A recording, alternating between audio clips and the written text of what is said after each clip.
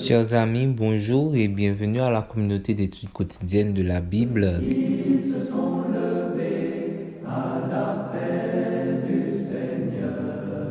Quel plaisir de vous saluer en ce dimanche 8 septembre 2024 pour continuer à partager avec vous la lecture de la méditation quotidienne pour adultes tirée du livre Dieu est ainsi, portrait de la grâce et de l'amour divin écrit par Roberto Herrera. Je ne cesserai de vous remercier car votre fidélité à l'écoute et au partage de nos différents contenus est quelque chose de vraiment apprécié. Que le Seigneur vous bénisse. La méditation du jour est intitulée « Le Dieu qui a été notre substitut ». Celui qui n'a point connu le péché, il l'a fait devenir péché pour nous afin que nous devenions en lui justice de Dieu. 2 Corinthiens 5, verset 21. Substitution. C'est le principe que nous voyons présenté dans ce passage. Vous ne trouverez pas d'autres termes pour mieux le résumer. Les vérités exposées dans 2 Corinthiens 5, verset 21 sont parmi les plus profondes et significatives de toute la Bible.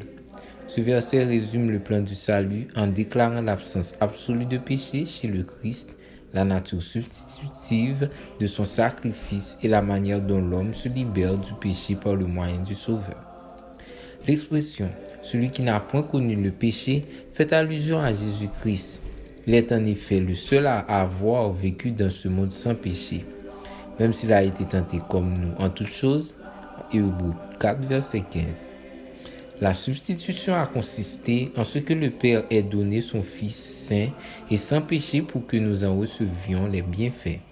Il a accepté que son Fils unique se fasse péché. Notez bien que le Père n'a pas fait de son Fils un pécheur, mais péché.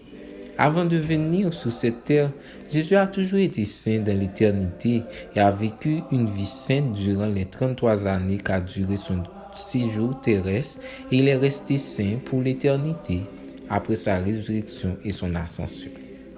En tant qu'agneau de Dieu, Jésus a ôté du monde le péché, voir Jean 1er verset 29, et non les pécheurs.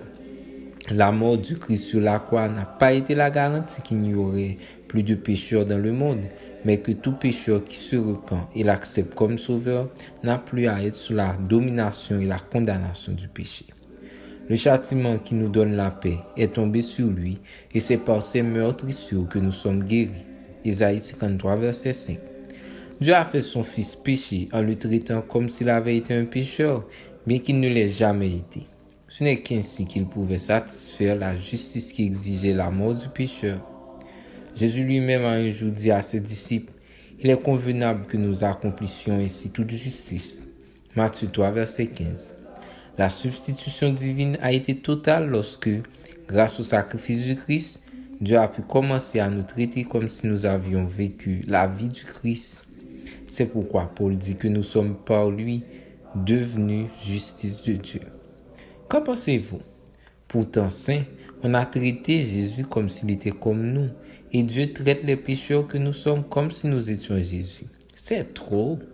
Merci d'avoir suivi cette méditation. Nous souhaitons de passer une très bonne journée. Au revoir.